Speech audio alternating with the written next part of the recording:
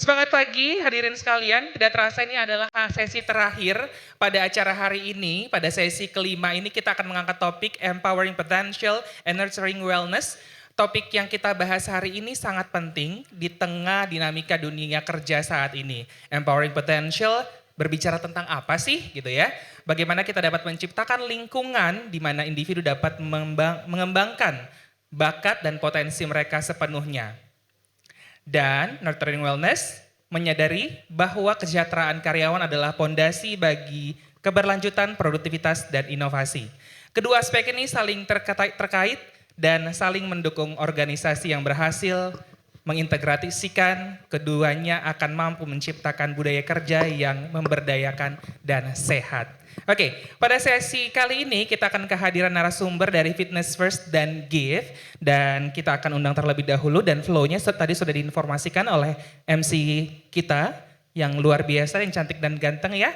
Adapun flow-nya, kita akan mendengarkan paparan dari Fitness First terlebih dahulu, kemudian dilanjutkan dengan sesi tanya jawab, kemudian presentasi kedua akan disampaikan oleh narasumber dari Give dan dilanjutkan oleh sesi tanya jawab. Dan selanjutnya tanpa menunda waktu lagi karena tadi saya sudah discuss sebenarnya sama ibu yang cantik ini ya. Oke, para hadirin sekalian, izinkan saya memperkenalkan narasumber pertama kita dari sesi kelima, yaitu Ibu Ros Kamarudin, Senior Corporate Account Manager Fitness First. Please welcome.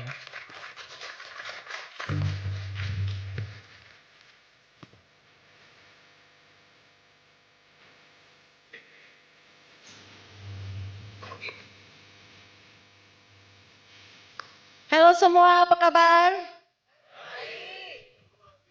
Apa kabar? Tadi Sam sudah buat pergerakan banyak, kita mau buat Zumba enggak? Saya enggak suka duduk, saya akan ke bawah berjalan-jalan, boleh ya? Oke.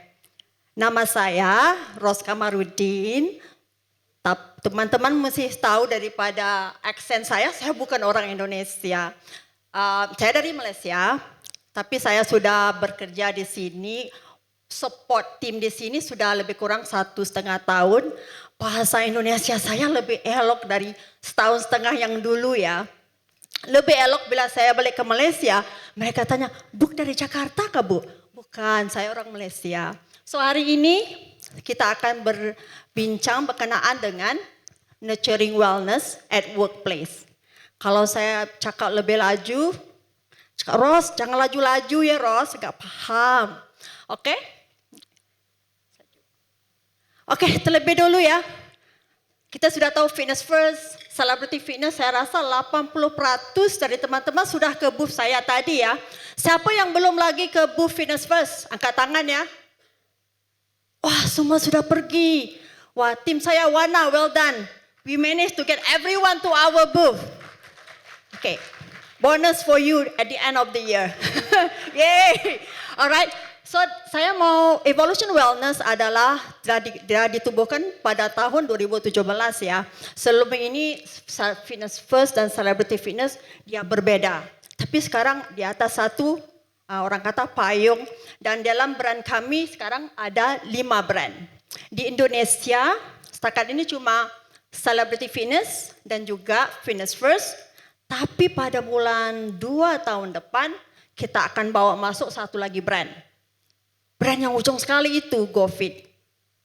Oke, kita ada lebih kurang 35 klub ya di seluruh Jakarta. Siapa yang sudah jadi member kami? Angkat tangan. Belum lagi ya. Siapa yang corporate partner kami? Angkat tangan. Saya tahu ada ramai. Terima kasih di atas supportnya. Oke, kita akan start dengan current challenges. What is our current challenges right now? It is not just Indonesia ya, it is Southeast Asia. Nanti teman tengok graf, jangan terperanjat ya, saya preempt dulu ya. Siapa yang menang nomor 1, 2, 3, 4, 5, 6? Wah, obesity. It's nothing to be proud of ya. Kalau tengok, wah Malaysia nomor 1. Malaysia enggak boleh ya, itu nomor 1. Memang not something to be proud of. Betul ya. Kalau tengok Indonesia juga enggak jauh ya.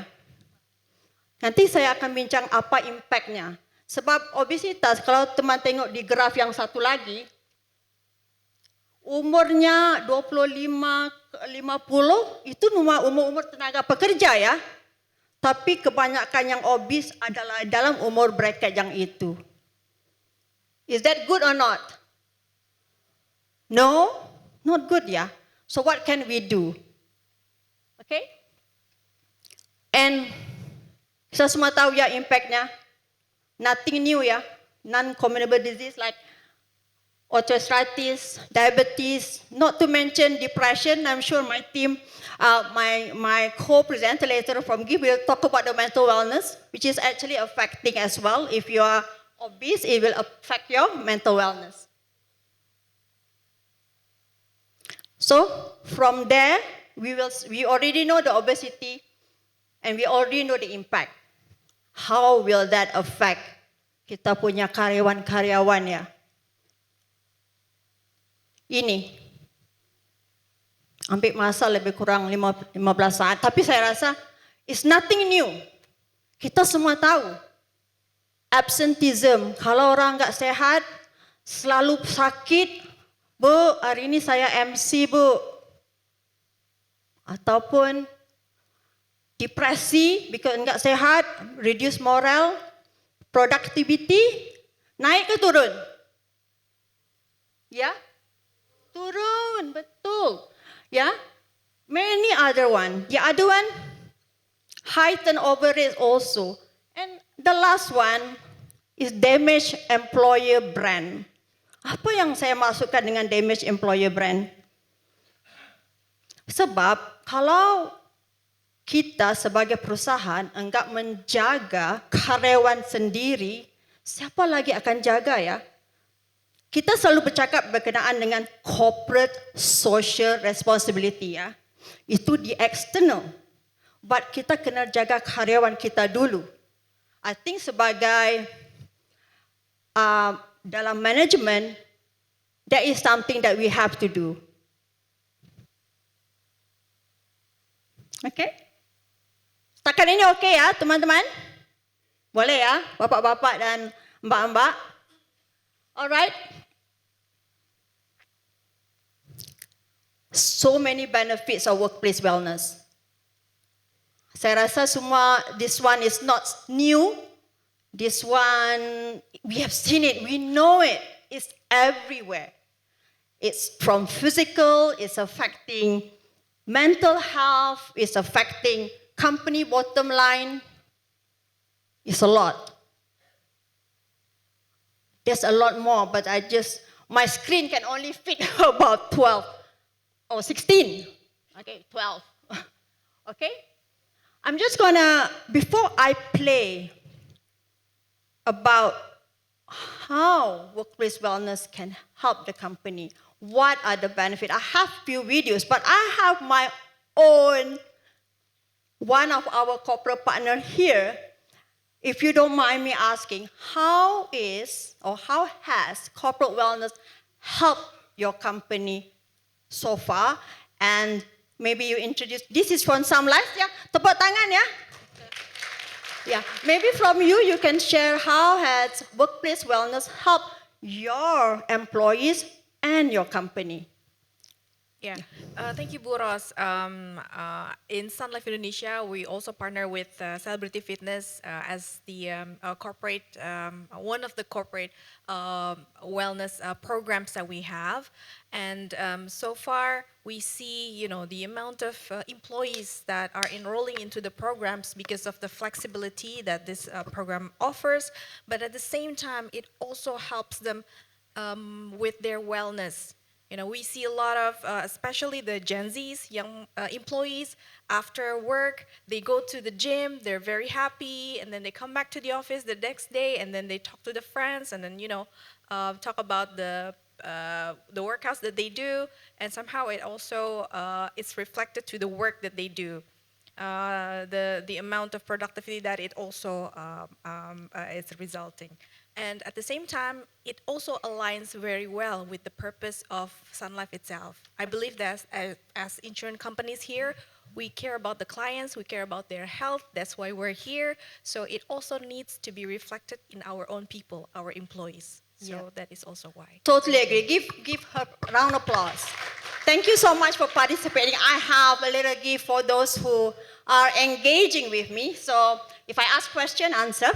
So you get some little gift from me. So that's right. I have a couple of company, and I don't know whether they have sound that can be embedded. No? Yeah. Dari PT Altus Okay. Logistics Service Indonesia. Yep. It's again, we'll hear how that benefit the company. Adalah kami memperhatikan bahwa karyawan itu adalah aset terbesar dari perusahaan dan bagaimana kami menjaga kesehatan dan kebugaran karyawan, maka kami mengikuti program Fitness First secara korporat. Karena juga dengan karyawan yang sehat, karyawan yang bugar, produktivitas akan semakin tinggi. Jadi buat kamu yang belum bergabung, tunggu apa lagi? Ayo berolahraga. Hai, saya Putri dari PT Sentral. Okay. I do have a few more, but I will later share with you. And the message is the same as you hear: better mood, decreased anxiety, better productivity, right? So these are some of our corporate partners. They talk about the fun, about how they enjoy it, about how it enhanced their staff health and well-being. Maybank is one of our corporate partners as well. They talk about us coming in, ya kami juga datang bukan saja buat physical ya, kami juga memberi edukasi berkenaan dengan stress management, berkenaan dengan nutrisi, the importance of sleep to the karyawan-karyawan dalam perusahaan. I'm just going to share, saya akan sharekan beberapa quick wins. Few things yang perusahaan-perusahaan atau ibu-ibu atau bapak-bapak boleh buat. Yang bukan saya kata senang, yang kita boleh buat sekarang untuk masa depan. Ya, promote physical activities. Sama ada gym membership, sama ada organized fitness challenge di dalam organisasi, itu bisa dibuat. Itu enggak susah sebenarnya. Sebab kami di Fitness First, Celebrity Fitness, tujuan utama kami adalah increase awareness dulu. Dan kami akan support. Nanti saya share how we support ya. Sun Life already have seen it and so many companies. The other one yang saya cakap, educate them. Bagi tahu mereka, buat seminar kebugaran. Rely on your partner. We can come and talk to your team about how to balance between work and fitness. Sebab, Ros, saya enggak mau pergi sebab kerja banget, Ros. Banyak-banyak enggak boleh buat. But if they overwork, what happened to them? What do you think happened to them if they overwork? Stress ya, mental health, productivity go down. Ya, flexible work arrangement. Siapa sekarang ini masih ada hybrid ya? Separuh di rumah, separuh di office. That one will help with their mental health as well. Mental health leads to better work productivity. Yeah, because they feel happy. And create mental health support system. I'm going to share in Fitness First in Malaysia, we have a group yang kita panggil Safe Place. Safe Place, maknanya kalau dia ada masalah ke apa, dia boleh reach out few people in organization to confide, to ask for help, mental health support, everything semuanya secara sulit. Saya rasa banyak perusahaan-perusahaan sudah ada support system yang ini ya. Dan juga dalam pantry offer healthy snacks. Don't have to be so expensive like grapes, apples or snacks, nuts. Those are happy snacks because kita kena initiate the habit for them supaya start a bit of eating healthy. Okay, and recognize and reward wellness initiative. What competition? Siapa yang menang the most transformation? Get something from the company. So far so good, bapak-bapak, ibu-ibu. Boleh ya? Boleh faham ya? Saya punya bahasa enggak berapa elok. Okay? Now I'll share how we can help you. Sebagai corporate partner yang mana Sun Life, AIA, Persepolis, Maybank, Accenture, PwC, Ernst & Young, Deloitte, they will enjoy this. Sebagai corporate partner, you get a fitness assessment secara gratis. Maknanya kami akan datang ke kantor, bawa in body machine dan buat in body analysis. Dan kalau karyawan-karyawan yang ada masalah, enggak tahu macam mana nak exercise, boleh tanya coach-coach yang kami bawa. Ini juga secara gratis. Team building, I think in HR language is team building, but in my language is group exercise class.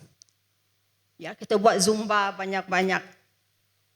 Wellness workshop saya sudah cerita, fitness challenge is another one. Experience week is gym trial. Kenapa saya offer ini in addition to the corporate rates? Sebab kalau kita just, okay Ros, saya mau join, okay 10% discount. Siapa yang benefit 10% discount? Member yang pergi gym. Betul enggak? Secara puratanya, only 10% or 15% or daripada karyawan is going to the gym. What happened to the 75%, 85% of them? Kita kena bagi support juga ya. It's our responsibility as perusahaan supaya mereka yang belum lagi ada kesedaran, maybe belum ada kemampuan, maybe enggak tahu macam mana start, mendapat benefitnya. Dan yang ini semua kami bagi secara gratis untuk corporate partner kami. There is no charge. Kalau yang bukan partner mau buat, ada invoice-nya, sila bayar yang lainnya. Sebab partnernya memang dapat ya, salah sudah tahu, memang kami tidak charge sebagai, itu sebagai responsibility kami. Alright, ada gambar-gambarnya. Kita datang itu Fuji Film, kalau tak salah saya ada banyak lagi. Fitness games, wellness workshop.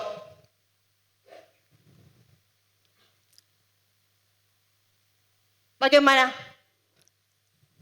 Tuan-tuan rasa, adakah ini something yang kita boleh buat sekarang? Sebab kalau kita tidak menjaga kesihatan dan kebugaran karyawan, dalam masa akan datang, kita akan membayar balik higher insurance cost, a lot of sick leave. Kita kena start sekarang ya. Okay, a bit more of our corporate partners. Saya sudah share how to get started. Just this is only going to take about 2 minutes. I know lebih kurang 85% sudah ke booth kami. Kita ada 2 type gym membership ya. Package. 1 gym membership, 1 fit pass. Apa bedanya? Gym membership adalah something yang kalau bapak join atas nama bapak boleh pergi bila-bila masa saja. Dia ada 2.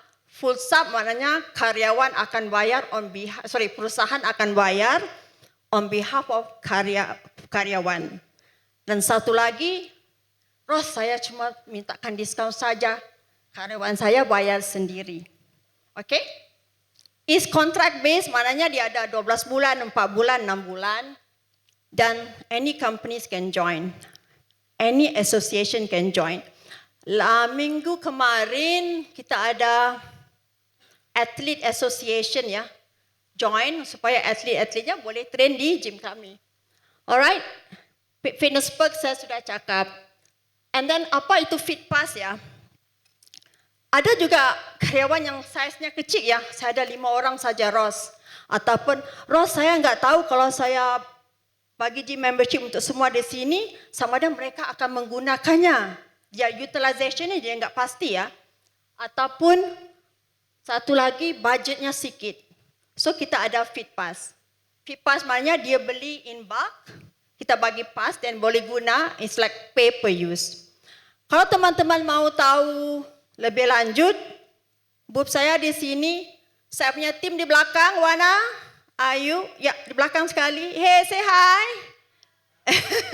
Thank you. Alright, that's it. That's all I have. Saya rasa masanya okey ya. Oke. Pak Siman, So- itu saja. Kalau lepas ini Q&A. Kalau ada soalan, bagi tahu saya sebab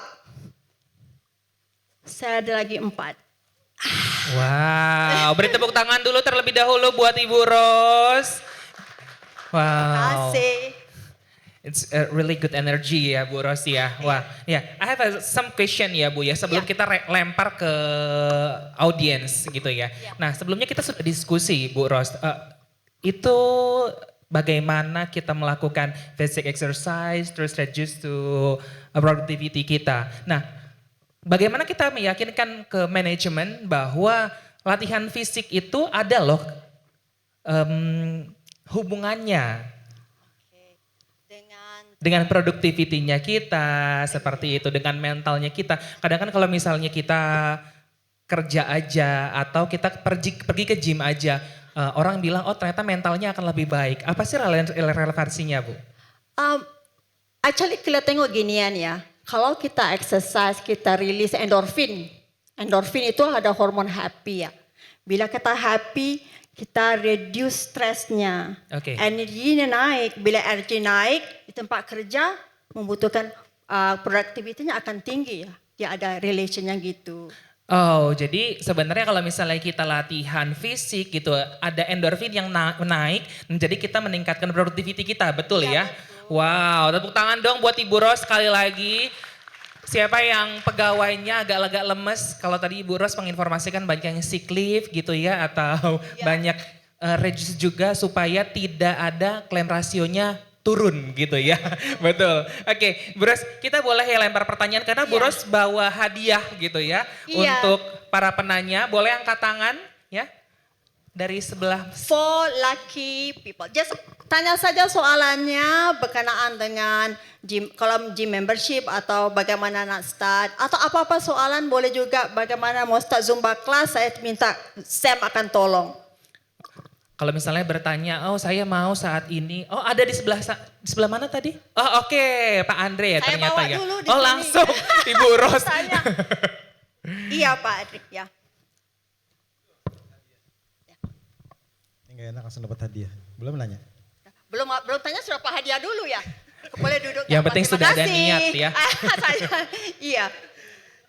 Ya pertanyaan gini, saya tuh pernah dihitung body mass ya gitu Iya. ya. Ada berat badan dan lain-lain gitu. Terus sempat di mention di situ usia saya kan baru 39 ya mau ke Iya. 40 gitu. Cuma kalau ngelihat dari sisi usianya itu udah hampir 53 tahun. Oh iya. Gitu ya. Karena dibilangnya obesitas lah Iya. dan lain-lain gitu.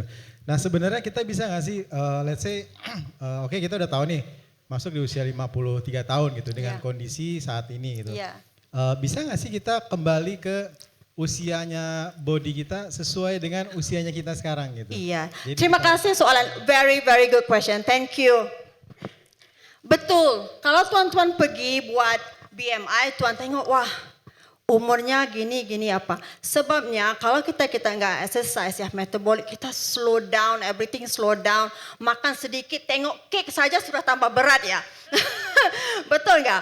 So ya bisa. I give my example ya. Umur saya 55 tahun. Okay. My metabolic age 24 tahun. Wow. Apa rahasia saya? Ya, metabolic age. Apa rahasia saya adalah saya bukan ada strict diet ya. Just keep moving. We have to keep moving. We have to do some exercise ya. Bisa buat exercise and balance is about balance. Bukan saja physical ya. Kalau physical happy, mental happy. Kalau mental happy, physical happy. Ya, maksudnya muda adalah metabolic age. Kalau 24 mananya dia punya engine di dalam untuk membakar kalorinya lebih laju. Sebab itu apa saya makan hilang. Lebih kurang gitu. Oke, betul. Sudah jawab soalannya? Terima kasih. Oke, wow. Saya baru tahu ternyata Ibu Ros usianya itu adalah 55 tahun dan BMI-nya 24 tahun. Sangat terlihat ya. Jadi ibu-ibu yang kalau misalnya merasa nafas aja udah langsung naik berat badan ya, mungkin langsung bisa ditanyakan saat ini gitu ya. But sometimes ada untuk yang para wanita ya, tidak percaya diri kalau misalnya makan sedikit langsung gemuk gitu ya. Nah mungkin kita ada pertanyaan lagi dari teman-teman sekalian. Oh langsung ada. Oh boleh. Jangan risau, saya memang suka berjalan Oh, sebab oke, Ibu. saya dalam fitness saya nggak suka duduk satu tempat ya. Saya jadi minder ini ya. Saya jadi minder kebetulan. Saya mondar-mandir ke sini juga. Halo Bu Ros. Apa kabar? Tadi sudah visit booth saya ya. Of course, yang pertama ya Bu.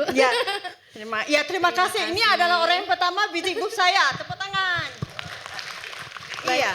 Terima kasih sebelumnya Ibu Ros, perkenalkan saya Gita dari BRI Live ya. Saya mungkin ada pertanyaan karena ini menyangkut kesehatan kita dan itu ada kaitannya dengan productivity. Mungkin ada beberapa atau mungkin sebagian besar dari Gen Z ataupun employee di sini yang merasakan kendala yang sama. Mungkin kita sangat pengen untuk workout dan exercise itu regularly dan saya juga melakukan itu sebelum saya kerja gitu ya, regularly kan bisa mengatur waktu untuk kita workout. Tapi masalahnya sekarang adalah kita sebagai employee itu kita kadang kita mostly lack of time. Ya kadang kita harus mengorbankan waktu tidur untuk bisa bangun lebih pagi agar bisa exercise, or we choose the others. Like kita bisa istirahat tapi kita nggak bisa workout atau kebalikannya gitu ya kan. Iya. Tapi sebenarnya kan keduanya sama-sama penting. So Betul. bagaimana solusinya untuk orang-orang yang seperti saya begitu? Iya. Jangan risau, saya macam ibu juga. Oh iya. Ya, oke. Terima kasih ya, tepuk tangan. Ya, terima kasih. Saya paham, nggak ada masa. Saya ada anak 15 tahun, aduh teenagers lagi banyak problem ya. And then I work full time. I look after 2 countries. Saya travel kiri kanan. I make time. Kita kena bagi masa. Tak payah duduk dalam gym 2 jam, no. Spend 45 to 1 hour, but give your full attention. Jangan masuk gym, angkat selfie, pergi dekat minum kopi, lepas tu gosip-gosip. Boleh juga buat. Make time, give your time 1 hour. Kalau macam saya ya, sebab saya memang travel a lot. I make time. So maknanya saya bangun pukul 5 pagi, I get my workout done. Before dunia bergerak, saya sudah bergerak dulu. Kalau ada orang kata, if there's a will, there's a way.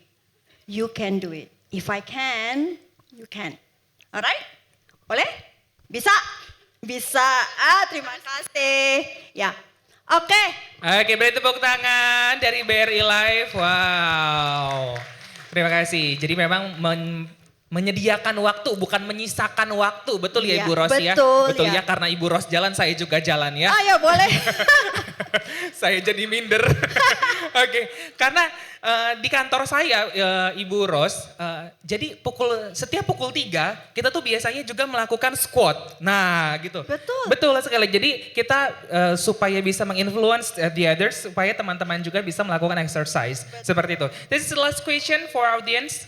Mungkin teman-teman, mungkin dari yang sebelah sana. Oh oke, Last question, satu lagi. yes. Kak Ros, saya bukan Kak Ros Upin Ipin ya. Sebab bila saya sampai di Indonesia, namanya siapa Ros? Oh saya tahu, Upin Ipin. Lepas itu saya jawab, betul. Iya, mana tadi yang soalannya? Iya. Iya, Kak Ros di sini. Iya, ya Mbak, namanya siapa ya? Farida, thank you. Hai Farida, apa kabar? Apa yang saya boleh bantu kalau saya boleh bantu? Baik, terima kasih. Perkenalkan saya Frida dari Taspen Live. Ya. Mungkin sedikit cerita pribadi, Iya. Bu Ros. Kita bertolak belakang, Ibu usia 55 tapi kelihatan 20-an. Saya lebih muda tapi kalau secara ditimbang itu lebih tua jauh gitu ya Bu ya. Hampir obesitas juga. Ya. Nah mungkin kalau saya pribadi itu menimbang tadi waktunya itu nggak ada, kita udah full kerja, pulang ada anak-anak Iya. yang harus udah nungguin dari pagi gitu ya Bu. Dan saya pribadi sengaja menggunakan angkutan umum daripada bawa kendaraan supaya saya ngerasa saya olahraga. Iya. Ya, saya jalan misalnya Stasiun MRT lumayan tuh jalannya ya Bu, Iya. Transjakarta juga lumayan. Saya ngerasa saya udah olahraga, Iya. tapi kok makin gemuk, bukannya makin kurus gitu ya. Wah, soalan cupu emas. Saya tahu. Itu saja ya. Nah pertanyaannya, Iya. sebenarnya tubuh kita itu ada rumusnya nggak sih Bu? Sebenarnya dia butuhnya olahraga itu harus seperti apa supaya saya nggak gemuk lagi Bu, supaya saya kurus. Makasih Bu Ros. Terima kasih. Saya bagi deklarasi, saya bukan nutritionist ya, saya nggak tahu. Tapi saya bagi satu basic rules. Weight gain ataupun kalau kita tambah berat ada 2 rules saja. Kita ada 1 kalori yang masuk dan kalori yang dibakar. Kalau kita makan lebih daripada apa yang kita bakar, maknanya kalori kita akan naik berat. Betul, simple saja. That's the basic rule. Dan that being said, kita wanita dan perempuan kita ada banyak hormon dan itu dan ini. The most important thing is keep moving. And a lot of people when they eat, Ros, saya eat sedikit saja. Dan dia tengok itu 1 cake, ini 1 cake saja. Tahu nggak berapa kalorisnya? So yeah. To start, you don't have to be extreme. I don't want you to like count calories. Make sure you are happy with your life. You eat, you balance it. When you balance physical, you happy. Saya kadang-kadang saya makan juga. Tadi saya makan cake, jangan risau. Saya makan juga. Tapi saya balance, make sure that I move. And I know you move. Keep doing what you're doing. Just find the right balance in terms of how much you eat. But you can eat whatever it is you want. Of course you can. And please stay away from all the fried food once in a while. You can do it. Oke? Bisa? Iya. Bisa. Itu saja, saya rasa MC-nya pun sudah risau, Bu Ros ambil masa lebih banyak. Nanti Oke. saya, Pak Erik sudah tunggu ya Pak Erik, minta maaf ya. Oke, beri tepuk tangan kepada Ibu Ros. Baik, jika seperti itu pemaparan yang sangat luar biasa dan sangat membuat kita sangat bersemangat. Jika seperti itu, Bu Ros terima kasih. Nanti kita akan invite lagi ke atas panggung. Ibu Ros bisa kembali terlebih dahulu ke atas panggung. Baik, jika tepuk tangan sekali lagi kepada Ibu Ros dan Terima Fitness kasih. First. Baik, Thank you dan so jangan much. lupa join Fitness First seperti saya. Ya, terima Ya. kasih. Thank you so much. Iya, udah di endorse tadi. Satu lagi untuk, Oh, karena di endorse. terima kasih semua.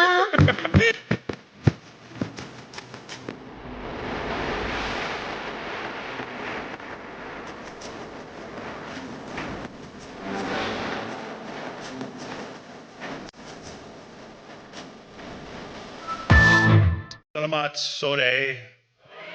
Apa kabar?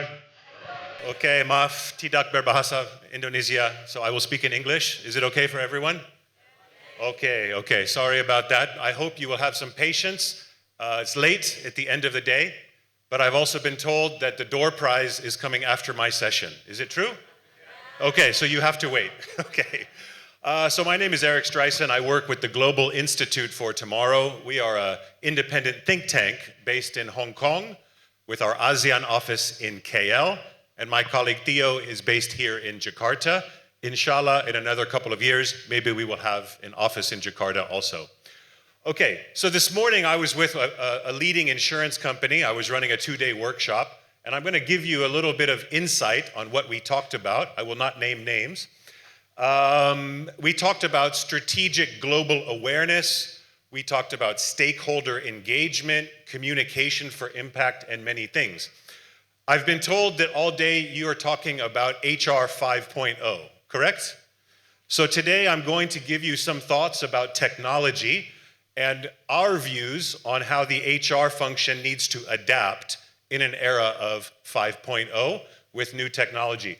So before I start, I'd like to play a small game. Can I ask everyone to stand up? Stand up, please.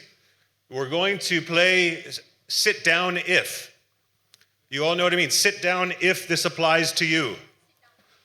So I can get a little understanding of who is in the room. Okay, please sit down if you are an expert in artificial intelligence. Oke, siapa yang merasa expert dalam bidang AI? Boleh duduk. Okay. Sit down if you have some understanding about how AI works, and you believe it is useful for communications.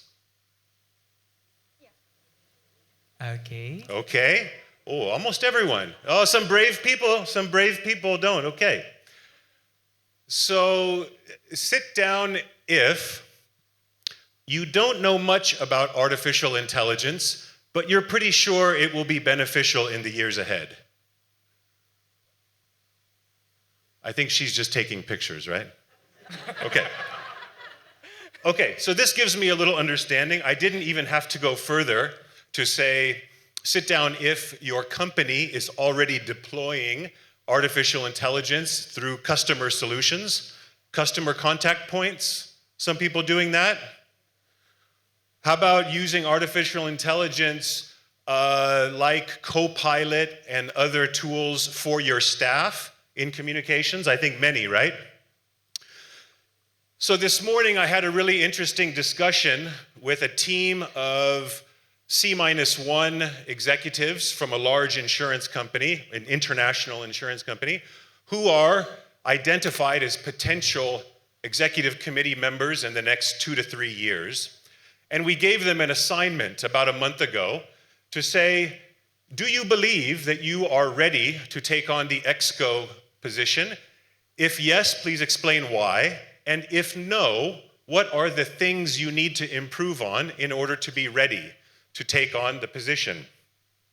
And I was quite shocked when I looked through the 25 assignment responses that they gave to us, because more than 2/3 of them had been run through Copilot, and they had given us some very stock answers in English about what they needed to do to improve.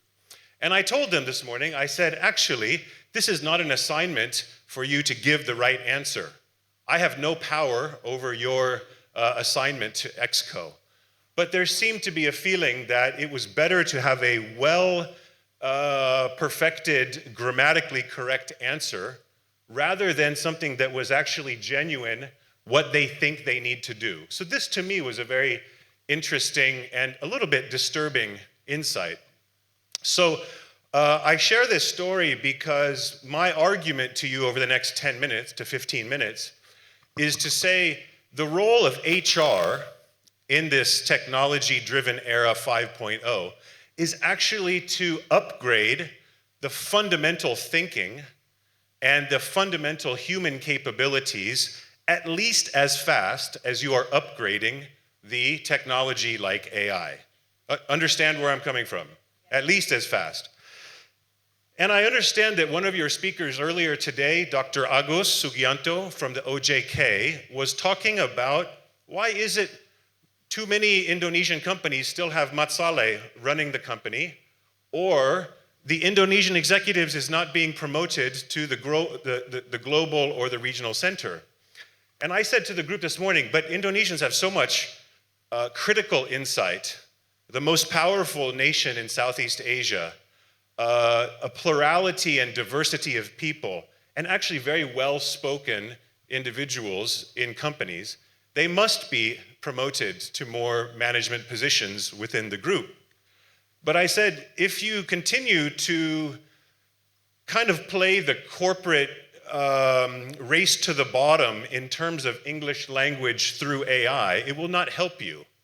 Better to actually bring the real insight of what you think, because that is what actually the group company needs. That's what group management needs. So I think this is a really important insight that we can talk about. So please ask me questions if you'd like. So I'm going to tell you a quick story. I did my undergraduate at Stanford, and I studied psychology with a professor called Dr. Philip Zimbardo. He very sadly passed away very recently. But some of you might know the Stanford Prison Experiment. Any psychologists in the room? Many HR people study psychology, so you might have heard. This is a very famous experiment from 1971. It was actually quite a controversial experiment because what Dr. Zimbardo did is he took a group of students, and half of them became prison guards and half of them became prisoners, and they planned a 2-week experiment to see what would happen when they did this role play actually in the basement of one of the dormitories. And actually, the experiment was so successful that they had to finish after about 6 days, even though it was a 2-week experiment. Because why? The students were too good at getting into character. The students who were nominated to be guards became abusive. They lost foresight about that this was just a role play, it was just an experiment, and they started abusing the prison students.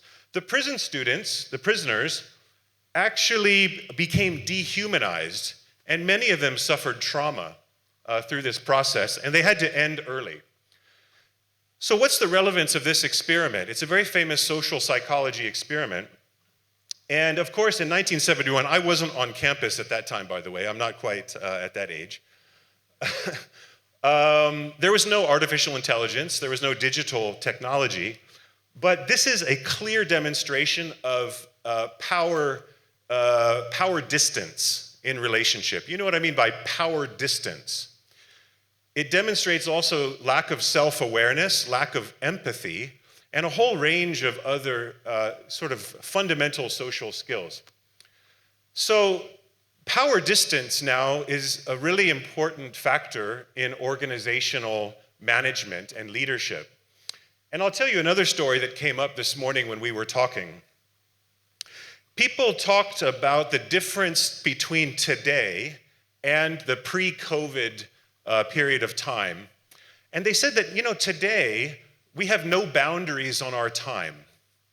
You can reach us on holidays. You can reach us on weekends. You have to answer a message in the evening. One lady, one participant even said, very shockingly, that if you are on sick leave, you are still expected to answer messages. So you have no boundaries. And somebody actually had to do Zoom calls from the hospital. It's not a funny thing, but it became a point of discussion. So I want to say, and this comes to mental wellness, right? If you are a manager and you are sending WhatsApp messages to your staff, the power distance is such, usually, that they must respond. They feel they must respond unless you put specific guardrails, unless you put specific guidelines. Okay, so this is still very relevant today. Now let me go to the next. Professor Zimbardo actually went on to become one of the leading researchers and psychologists around persuasion and influence, how to influence people. And actually, I took a course with Dr. Zimbardo on the psychology of influence, the psychology of mind control. And he studied the best salespeople, the best cult leaders, the most convincing politicians around the world, and put that into a course. Now, interestingly, the year after I graduated in 1998, one of his teaching assistants launched a course at Stanford called the Persuasive Technology Laboratory. Persuasive technology. Do you all have one of these in your pocket? Do you know this is very persuasive? You don't have, good. You left yours at home, okay? Fitness First people don't carry mobiles. They're more aware. Oh, so what that laboratory did is it actually used psychological principles of influence to keep you looking at the phone. So it actually built in the intermittent reward system from Slot Machine into Instagram, into Facebook, etc., and this infinite scroll, okay? So these apps are actually built to keep you glued to the screen, and if you're not familiar with this issue, there are many books come out now about the mental health effects, the negative mental health effects. This is just one of them, about the great rewiring of childhood. So what's this have to do with the workplace and with HR 5.0? I think we need to be very mindful of the workplace of the future that we are now creating. So this is a little bit funny, but here you have a gentleman interviewing, and there's a very intelligent, maybe, very advanced AI robot boss saying, "Are you sure you're up to this role? It's 24/7 with no recharge time."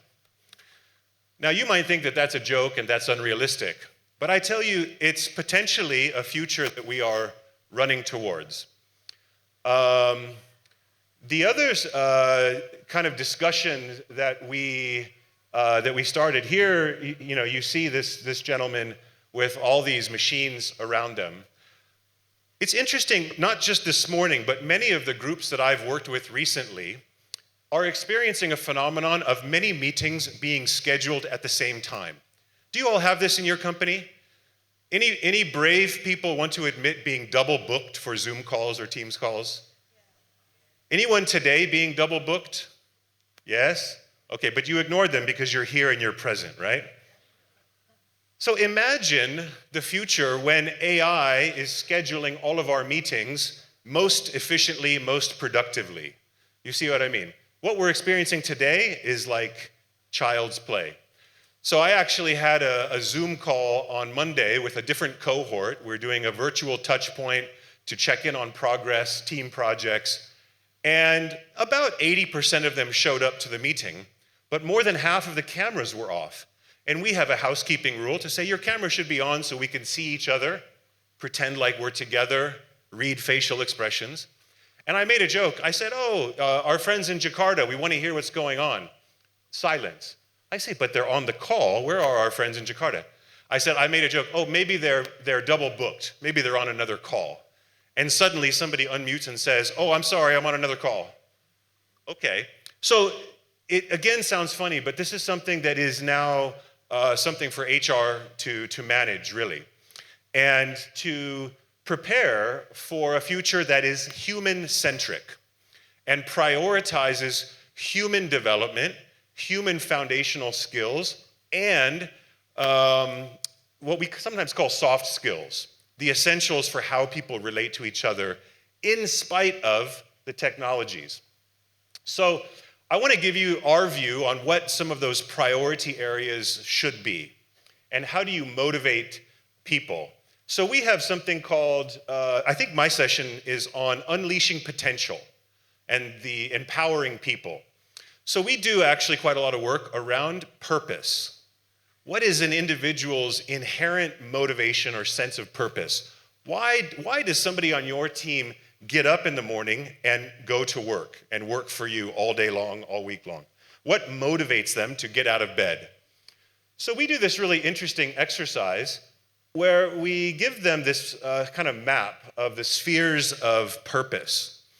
And we look at the personal sphere, the professional sphere, the social sphere or community, and the public sphere. And we explain, we talk, and this varies depending on where someone is in their life.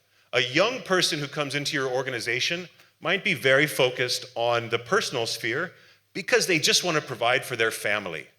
They just want to invest in a house. They want to take care of maybe they've got a young baby, a young family, and really most of their focus is on personal and maybe the professional. They have aspirations to improve and to move up the ladder.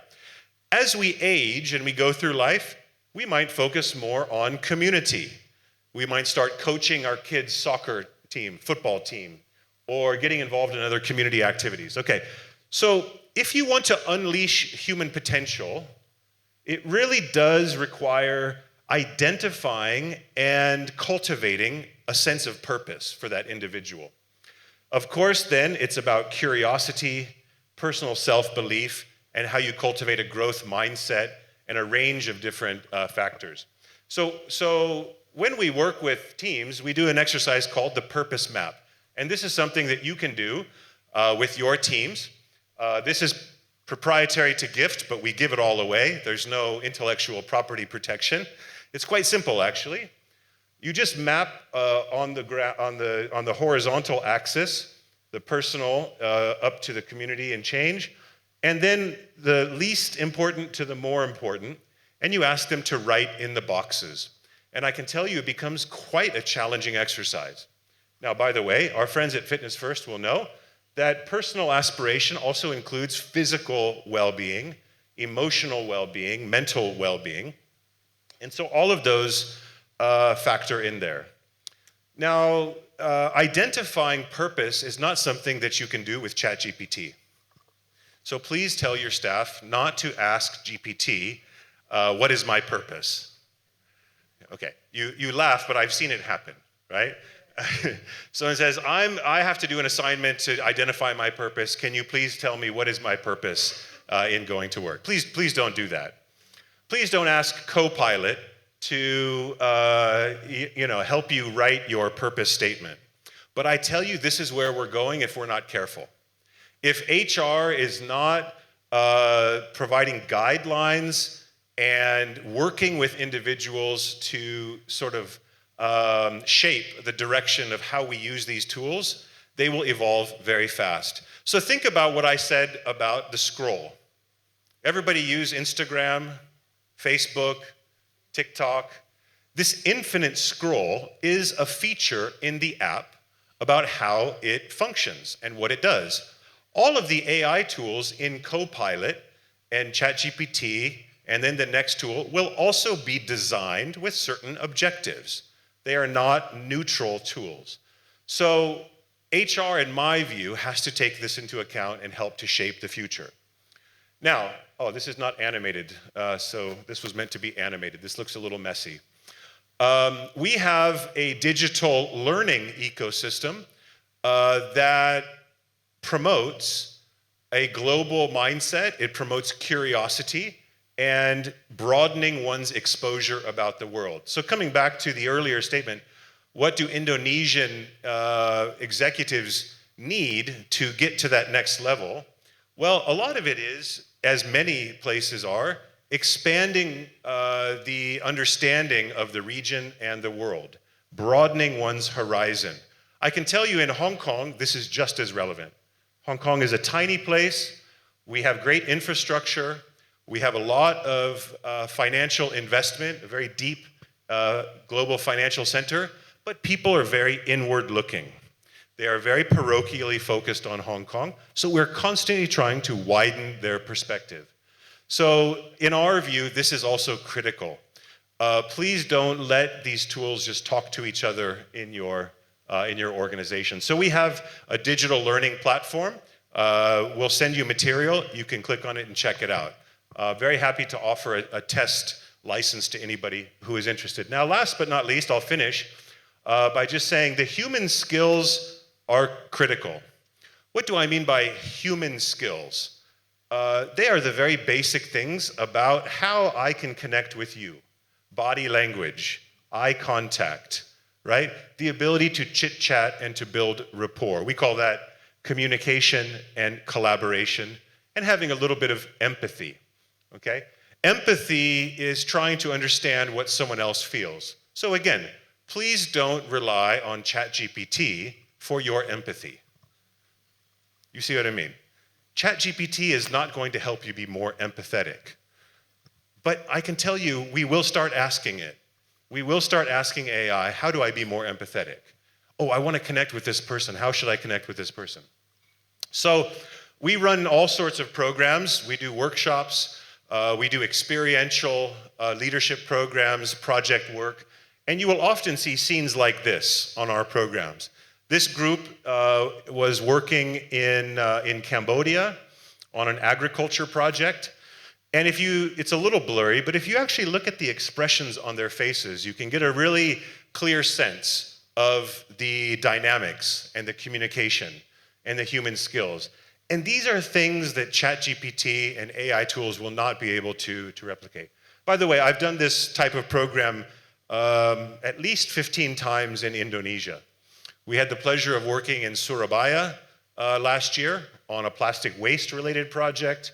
We've done this in Aceh, Banda Aceh, Balikpapan, all over Indonesia on different projects. So that's all I want to share with you. These are some of the clients we've worked with. I'm very happy to take questions. I hope I haven't bored you. Think back to the photo of the students and the prison guards role-playing at Stanford 50 years ago, but don't think that that is some distant memory. Think about the power dynamics, the power distance, and think about what you're asking of your teams in terms of responding to messages and how AI and technology is influencing that.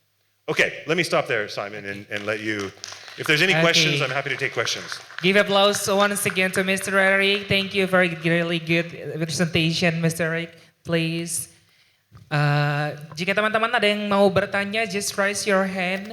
Any some question dari Bapak Ibu sekalian dari pertanyaan dari materi yang sudah dipaparkan sebelumnya? I know it's late and I don't have goodies to give out for questions. I don't have bribes. I don't have bribes for questions, but Ada yang mau bertanya? Okay, I have a question for you, Mr. Eric. okay, thanks. Okay. As a human capital or human resources in the company, how can company develop more soft skill in their staff with technology? Well, with technology is a key question. I mean, I would say the first step is prioritizing development. I think one of the consequences of technology, I don't have to tell all of you, is you're all getting busier. You're all getting busier, and that's why you're double booked, etc. But it does really require a dedicated investment of time if you want to allow people to develop more of the soft skills for collaboration. Sure. Yeah. Okay. So I think that's really the first and essential is to carve out time to do it. And by the way, if you send individuals to a leadership program, any kind of coaching or development, whether it's an in-house program or an external program, please allow them to do that program. You would be shocked, maybe, at how often people are sent to our programs and then they are constantly harassed by their boss to take calls, to complete deliverables, to attend meetings, while they thought they were on a development program to focus and to learn and to practice various things. But you have to, the company and the management have to allocate time and respect the time, understanding it's an investment in the future. Okay, it's a good question, Mr. Eric. Any question, guys? Rekan-rekan semuanya? I think they're waiting for the door prize. That's what people are waiting for. You can ask a question about what the door prize is. Ada yang mau bertanya? Please, Okay. please. Bapak di sebelah sana. Thank you.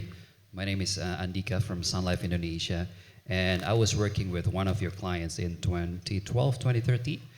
So I think that was Mongolian project. You came to Mongolia with us? No. I sent someone from my company Oh. to the leadership program. Indeed, we did go to Ulaanbaatar in Yes. 2012. Right. Andika, is it? Exactly. Okay. So my question is, after COVID-19 pandemic, people adjusted how they work. So how does this attending gift program, especially the leadership program, help them to be more, rising and to reach their potential? So my question is, what is the difference between gift program post-pandemic and pre-pandemic, or has been any difference? Okay, very good question. Actually, fundamentally, the program that we offer, the content, the approach, and the methodology has not changed. The people who come have changed, and the demands on those people have changed. There's actually a great difference, in my view, pre-COVID and post-COVID, in terms of the mindset of talents within companies.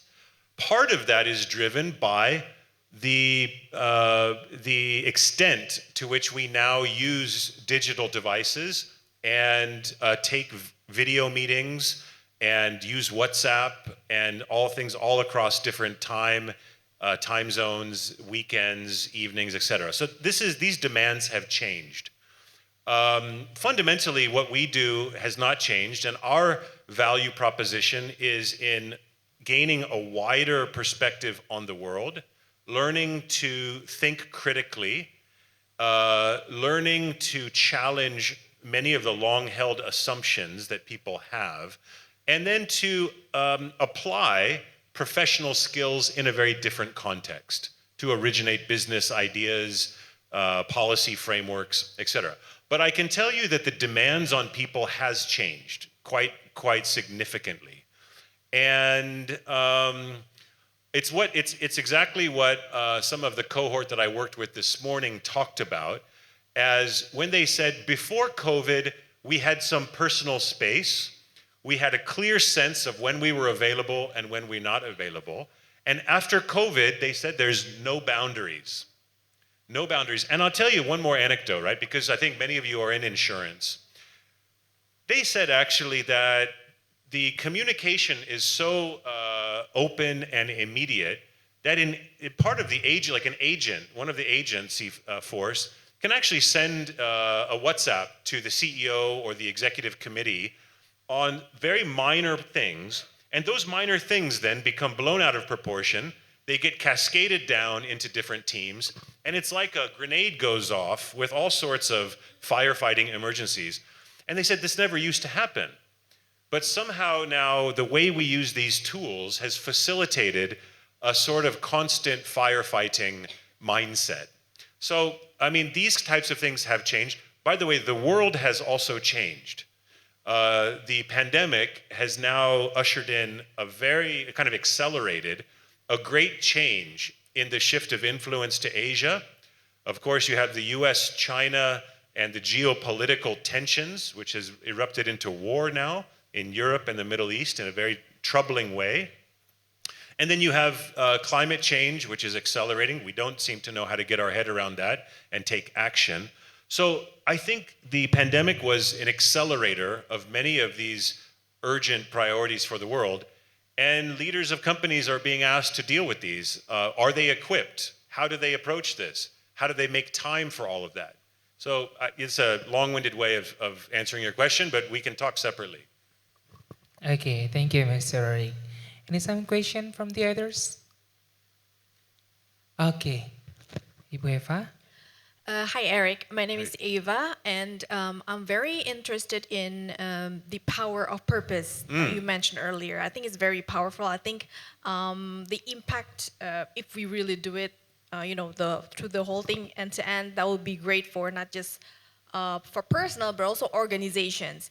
But my question is, how do you think it can also impact the culture, or how can the culture of an organization can also, bring that and implement that towards the success of the objective of the organizations? That's number one. And number two is, what do you think the role of the leaders, so that this can really give positive impact to the organization? That's all. Thank you. Yeah, purpose is the magic formula. The purpose, like Coca-Cola has their secret syrup, their secret sauce. Purpose is really the magic formula. Purpose, you cannot fabricate it, you cannot make it up. And according, in our view, it's a very personal thing. How you derive your sense of purpose, and whether it's a mix of personal and community or professional, and it's all very different.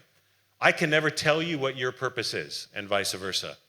So I think the trick for organizations, many companies will say you have the company purpose, right? Our purpose is to provide protection for families, to manage their wealth for the future, health and wealth for the future. Now, if you can get the individuals in your company, and particularly the senior leaders and the mid-level leaders, aligned with that purpose. So if you find the intersection of personal and professional purpose, that's a very powerful combination. Very powerful combination. But the corporate purpose also cannot be disingenuous. It cannot be a canned, generic purpose.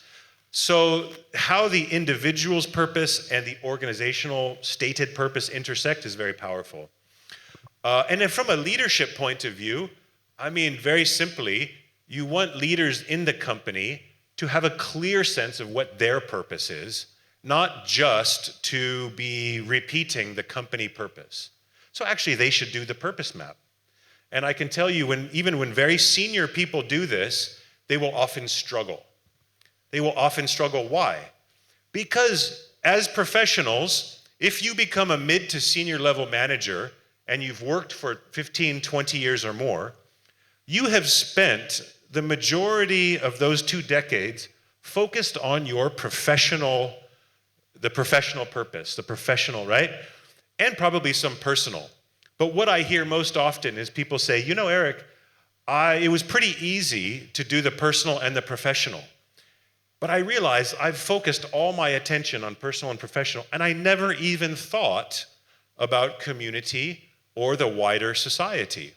So that's very interesting. Why never you thought about that? We all live in communities, right? We all have kids who play in sports clubs. We have neighbors. You know, we have people that we do Tai Chi with in the park or whatever. So yeah, it's a very personal process. The first step is taking the time to do it. And my concern is that the more powerful the technology becomes, the less we feel we have time to do this kind of thing and to actually think, because we believe that the co-pilot will do our thinking for us. Okay, so I hope that answers your question. Yeah. Okay. Okay. Thank I know you. we're getting short on time, but if you guys want a question, I'm happy to answer. Okay, thank you, Mr. Eric. Okay, thank you for your presentation, very inspirative, and I believe most of the audience here really curious about GIFT. Baik, rekan-rekan semuanya, dikarenakan keterbatasan waktu, mohon maaf kami harus menyudahi sesi ini. Baik, selanjutnya kami akan kembalikan kepada sesi selanjutnya. Dan sebelumnya, give applause once again to Mr. Eric.